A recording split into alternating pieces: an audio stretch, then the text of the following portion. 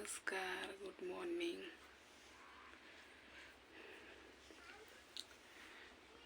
तर आज आहे रविवार. आज महाशिवरात्रच्या भोलेबाबाच्या तुम्हा सगळ्यांना खूप खूप शुभेच्छा.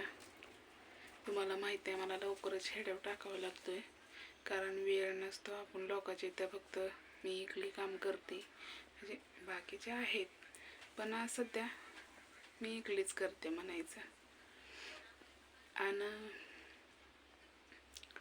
आज महाशिवरात्र कोणी कोणी उपास धरला. आज सगळं महाराष्ट्र धरतंय. तुम्ही पण धरला असणार आहे मला माहिती आहे. आज लहान लेकरं भाकरी सुद्धा होत नाहीत घरामध्ये, खात्यात सगळे.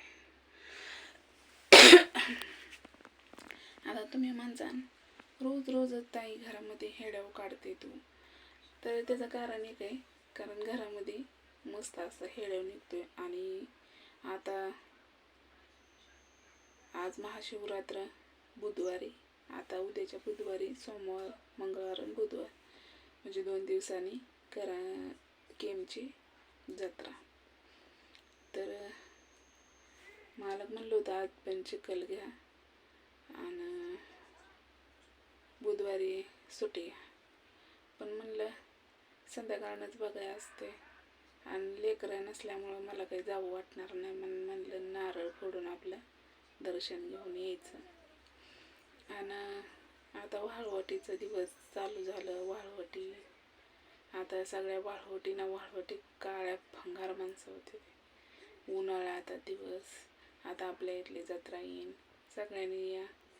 कालचा हेडवमा टाकलेला भरपूर जणांनी मला फोन केलं. तर सगळ्यांनी नाही का, एका बानूच्या भावानं बाणासाठी 100 रुपये पाठवलं. फराळ केले आणि ते पाणीच व्हायला लागले. आणि तिखट जे झाले ते त्यामुळं नाही का पोटामध्ये आग पडली. असं वाटतंय गार खावं काहीतरी. उद्या सोमवार, उद्या जायचं बानूबाईकडे. बानूबाईला नारळ पण आणून ठेवले ते, कारण तिला नारळ गेल्या बारचे 6 का 7 नारळ नेलतं. आता 5 नारळ न्यायचं, कारण इथं झाड आहे ना त्यांच्याकडूनच विकत घेते मी.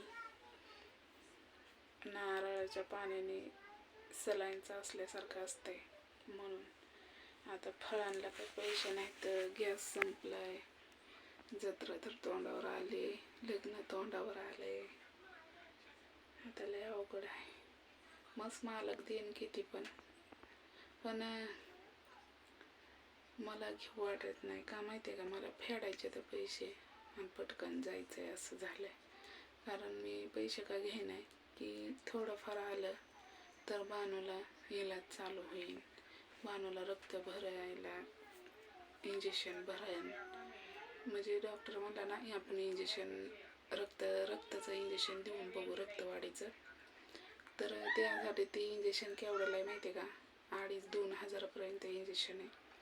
आणि एवढं माझ्याकडं काय, कारण मी 1000 रुपये भेटतात, त्यातनं 500 रुपयाचा बाजार आणते. 500 रुपये घरी तिकडं बिस्किटं म्हणा, तेल म्हणा, साबण म्हणा, असं करून तुम्हाला तर माहिती आहे 100ची नोट असल्यासारखं झाले. 500ची नोट असं 1000 रुपयात मी दोन्ही घरं भागवते. मला काय एवढं मी आणत नाही. मला काय बाजारात थोडा आणला तर इथनं बाजारात तिकडं न्यायचं आणि तिथं सामान घेऊन ठेवायचं. तर बानूचं आता काजू बदाम पण संपले आणि तीळ पण संपले. ते आई म्हणत होते सकाळी बानूचे तीळ संपले, काजू बदाम संपले, आणते का. तर बघू आता पैसे राहिले तर नेईन, कारण पैसे राहतात 500. पण मला ते उद्या गेलं ना तिथे मला सामान भरून ठेवावं लागतं. एक तेलाचा पुडा म्हणा, साखर म्हणा, साबण म्हणा, शॅम्पू म्हणा, बानूला बिस्किट म्हणा, काय लागत नाही हे सांगायची गरज लागत नाही. हो का, जेवढं सांगाल तेवढं कमीच. पण हा, मी खुश आहे माझ्या आनंदात, माझ्या आयुष्यात मी खुश आहे. बस एवढंच मी म्हणणार. कारण भरपूर मला अशी मदत पण करतात. त्याच्या मदतीच्या आणि बानूचं आपल्याला लवकरच इलाज चालू करायचा आहे. कारण जर दवाखान्याची पायरी तर चढलं तर जोपर्यंत बाणू बरी होत नाही तोपर्यंत त्यासाठी आपल्यापाशी पैसे पाहिजे. तर मी काही म्हणणार नाही की तुम्ही पण मला मदत करा, पण अपंग्या लेकराचा आशीर्वाद घ्या एवढंच मी म्हणेन. आणि अपंग लेकराचा आशीर्वाद खूप लाख मोलाचा आहे, देवाच्या बरोबर असतो. अपंग लेकराचा आशीर्वाद देवा समान असतो. मनातनं दुवा आणि एक अपंगेची आई जी बोलती तिच्या मनातनं बोलत असते, ती तोंडातनं नाही बोलत. मी बाकीच्या सारखं कधीच फेकत नाही. ज्याने कुणी पण मला मदत केली का नाही, आज महाशिवरात्र आहे, एका अपंग्याचा आणि अपंग्याच्या आईचा खूप आशीर्वाद लागेल, भरभरून होईल तुमचं. एवढंच मी देवापाशी प्रार्थना करते. आणि हे उपास धरायचं कारण बाणू आहे. बाणूसाठी तर रविवार असतात, तुम्हाला माहिती आहे.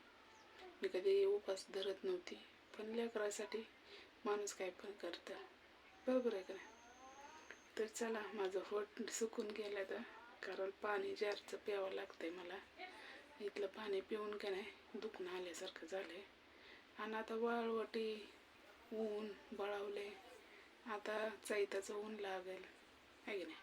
तर हेड आवडला असला तर नक्कीच लाईक करा. आणि अपंग्यासाठी प्लीज लाईक शेअर नक्की करा.